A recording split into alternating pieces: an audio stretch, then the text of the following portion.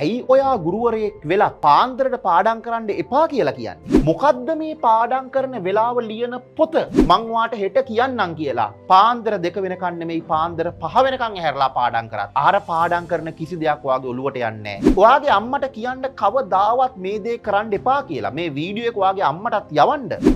සිංහල පන්තිය පාඩම් කරන අයට මොරාල් එකක්. වීඩියෝ සීරීස් එකෙන් ඔයාට අරගෙන එන පළවෙනි වීඩියෝ එකේ අද අපි කතා කරන්නේ පාඩම් කරන්න හොඳම වෙලාව දවල්ද රෑද එහෙම නැත්නම් පාන්දරද?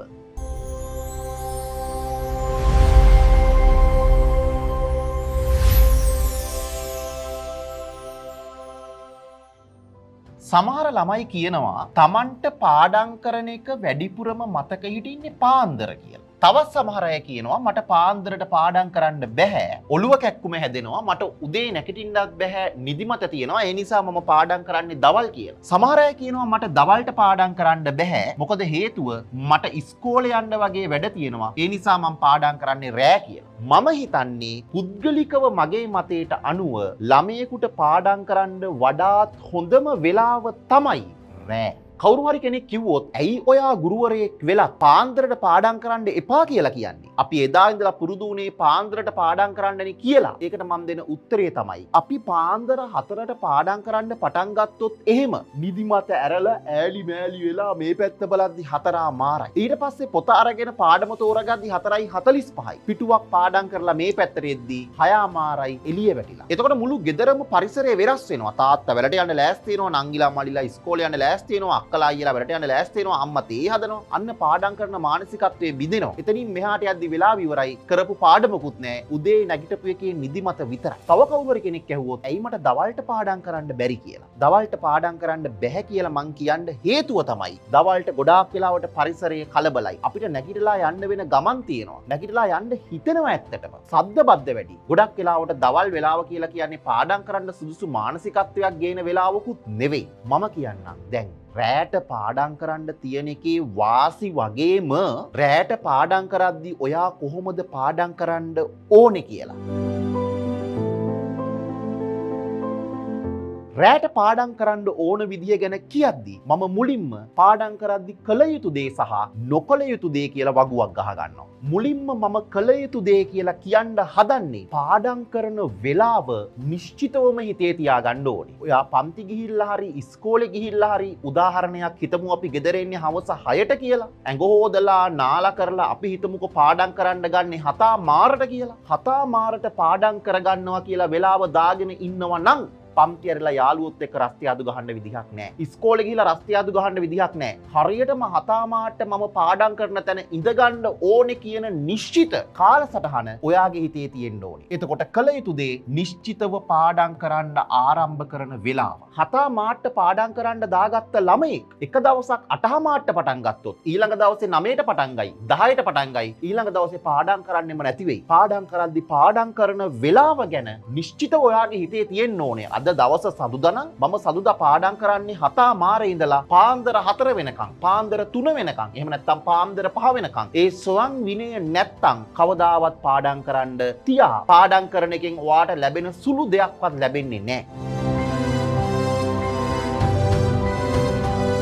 දෙවනි කරුණ එදා දවසේ පාඩම් කරන විෂය ගැන ඔයාට අවබෝධයක් තියෙන්න ඕනේ. අපි පාඩම් කරද්දී සාමාන්‍යයෙන් උදාහරණයකට හිතුවොත් අද මම ඒ කියන විෂය පාඩම් කරනවා. මගේ විෂයට අනුව ගත්තොත් ආර්ට් කරන ළමයෙක් නම් හරි මං අද සිංහල පාඩම් කරනවා කියලා පොත පෙරලා ගන්නවා. පැය භාගයක් විතර සිංහල පොත බල ඉන්නවා. ඊට පස්සේ මට සිංහල වලට වඩා භූගෝලය අමාරුයි කියලා සිංහල පොත වහලා භූගෝලය පොත පෙරලා ගන්නවා. භූගෝලයත් මට එච්චර අමාරු නෑ කියලා ඒක වහලා පොලිටිකල් සයන්ස් පෙරලා ගන්නවා. ඒක වහලා ඉංග්‍රීසි පෙරලා ගන්නවා. අන්තිමට පැය 2-3ක් වෙලාවක් ගිහිල්ලා පාඩම් කරපු කිසිම දෙයක් හරියට වෙලා නැහැ. ඔයා ඒකට කරන්න ඕනේ කාලසටහනක් හදාගන්න එක. සතියේ දවස් 7 හරියට බෙදලා මං මේ දවසේ පාඩම් කරන්නේ මේ විෂය විතරයි කියන කාලසටහන ඔයාගේ හිත ඇතුලේ තියෙන්න ඕනේ. ඒ නිසා අදාළ දවසේ මේසෙගාවින් පුටුවක ඉඳගද්දී මං නිශ්චිත වෙලාවට ඉඳ ගන්නවා. නිශ්චිත වෙලාවේ මං පාඩම් කරන විෂය මොකක්ද කියලා දැනගන්න ඕනේ. එතකොට පාඩම් කරන්න කාලසටහනක් හදාගන්න විදිය ගැන මම මේ වීඩියෝ සීරීස් එකේ ඉදිරියේදී කියලා දෙනවා.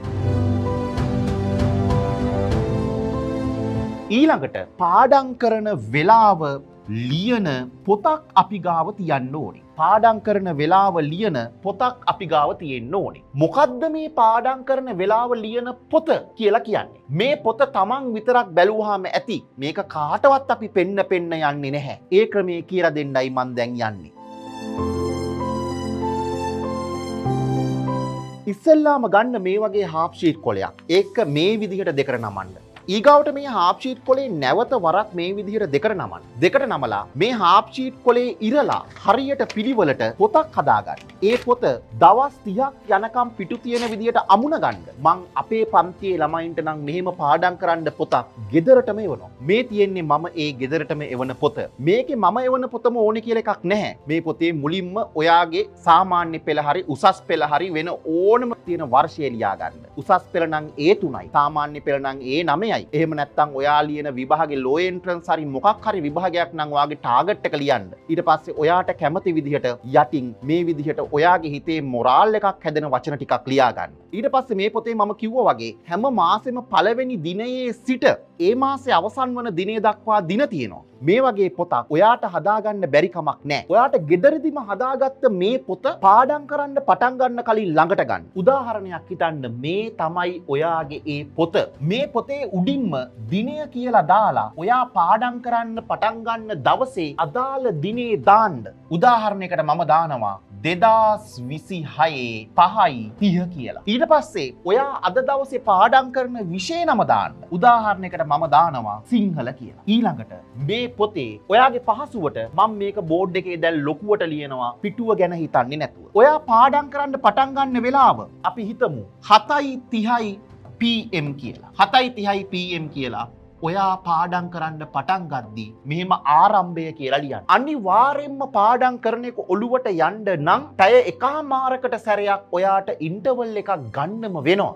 මොන දේ වුණත් විශේෂ ශරීර අවශ්‍යතාවයක් ආවේ නැත්තම් අම්මා කතා කරා කියලා, අක්කා කතා කරා කියලා, නංගි කතා කරා කියලා, ගෙදර කවුරුත් කතා කරා කියලා, ටෙලි නාට්‍යයක් යනවා කියලා පළවෙනි පැය එකමාර ඉවර වෙනකම්ම පුටුවෙන් නැගිටින්න එපා. පළවෙනි පැය එකමාර ඉවර වුණාම රෑ 9ට ඔයා මේ විදිහට 9යි කියලා දාලා විවේකය කියලා ලියනවා. ඒ විවේකය විනාඩි 15කට වඩා ගන්න එපා. මේ විවේකයේ ඇතුලේ තමයි ඔයා වටේ පිටේ ඇවිදලා කන බොන ඒවා කාලා බීලා වොෂ්රූම් යනවා නම් ගිහිල්ලා නැවත පාඩම් කරන මේසෙට එන්නේ. ඊට පස්සේ ඔයා නැවත ලියනවා 9:15 PM ආරම්භය කියලා. මෙතනින් එහාට පැය එකමාරක් ගියාම ආයෙත් අපිට ඉන්ටර්වල් එකක් ගන්න හම්බ වෙන්නේ රෑ 10:45ට. ඔන්න අපි ලියනවා ආයෙත් 10:45 PM විවේකය කියලා. ඔය විදිහට අපි විනාඩි 15 ඉන්ටර්වල් අරගෙන අවම පාඩම් කරන කාණ්ඩ 4ක්වත් කරගත්තොත් මේ එක තැනක පැය එකමාරක් තියෙනවා. එතකොට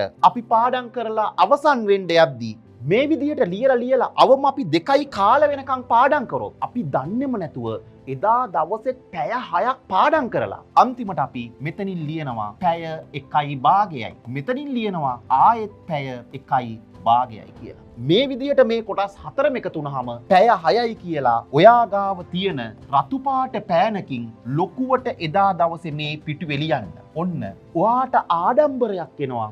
යකෝ මම දන්නේම නැතුව පැය 6ක් පාඩම් කරලා 7:00 පටන් අරගෙන පාන්දර 2ක් සුළු මොහොතක් ඉදිරියට පාඩම් කරාම දන්නේම නැතුව පැය 6ක් පාඩම් කරලා මම රැයට පාඩම් කරන එක හොඳයි කියලා කියන්නේ ඔයා පාන්දර 4ට පාඩම් කරලා පැය 6ක් එක දිගට පාඩම් කරත් දවල් 10 වෙනවා. උදේ 8ට පාඩම් කරලා එක දිගට පැය 6ක් පාඩම් කරත් දවල් 2 වෙනවා. දවල් 12ට පාඩම් කරලා එක දිගට පැය 6ක් පාඩම් කරත් හවස 6 වෙනවා. හැබැයි අපිට 2යි ගානට පාඩම් කරලා ඉවරලා 3ට නිදාගෙන පහුවදා නැගිටලා ආයි පන්තියකට යන්නත් වෙලා තියෙනවා.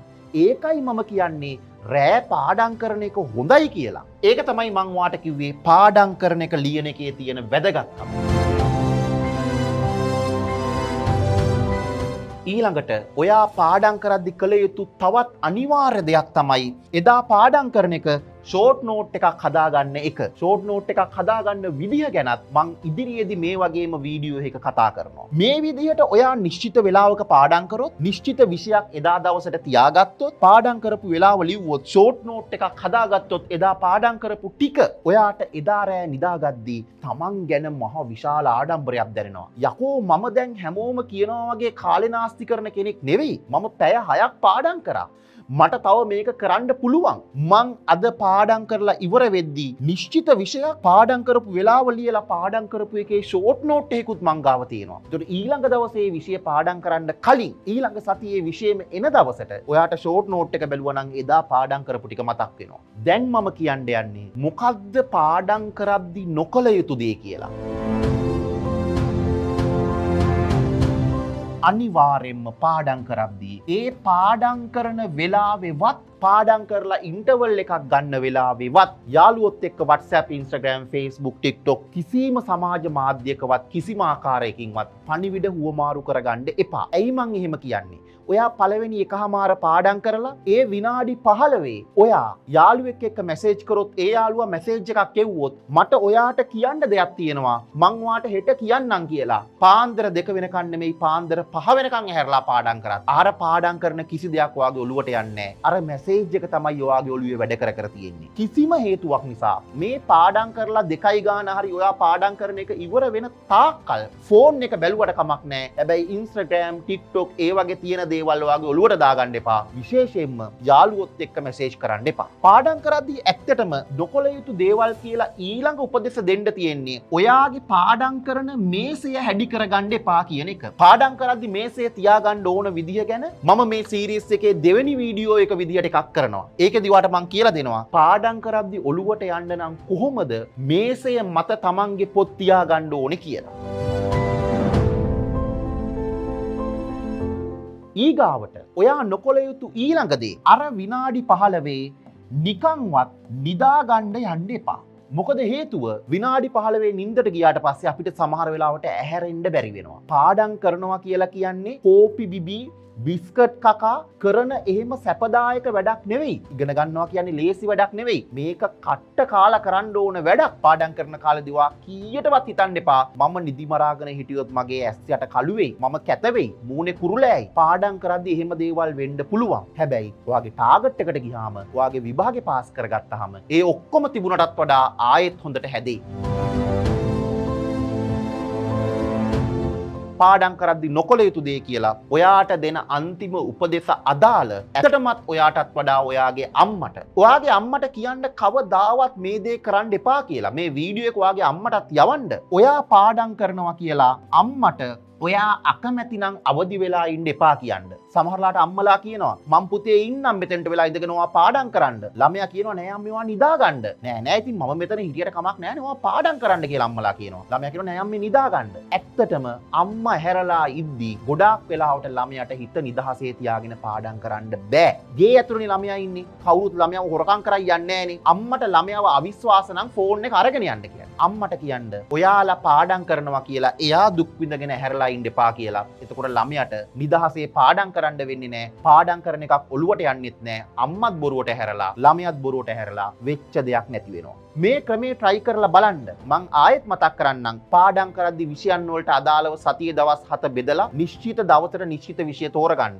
එදා දවසට තියෙන්නේ ඒ විෂය නම් වෙන කිසිම විෂයක් බලන්න එපා. ඊගාවට පාඩම් කරද්දී ඔයා අනිවාර්යයෙන්ම මං කියලා දීපු විදිහට අර පොඩි පොත හදාගෙන ඒකේ පාඩම් කරන වෙලාවල් ලියන්න. එක දවසක් ඔයාට පාඩම් කරන්න බැරි වුණොත් ලොකුවට ලියන්නේ පොතේ ඒ පිටුව පිරෙන්න අද මා විසින්ම මගේ දවස විනාශ කරගත්තා කියලා. ඊළඟ දවසේ ඔයාට ලැජ්ජාවක් එනවා මං කොච්චර අපරාධයක්ද කරගත්තේ කියලා. ඊගාවට පාඩම් කරන එකේ ෂෝට් නෝට් එකක් හදාගන්න. මේ වැඩ ටික කරන්න එපා. එහෙනම් අපි මේ වැඩේ පටන් ගමු. ඔයාට පුළුවන් ඔයාගේ ජීවිතයේ තියෙන ලොකුම විභාගය වුණත් මේ විදිහට වැඩ කරලා ගොඩ දාගන්න. එහෙනම් අපි වැඩේ පටන් ගමු.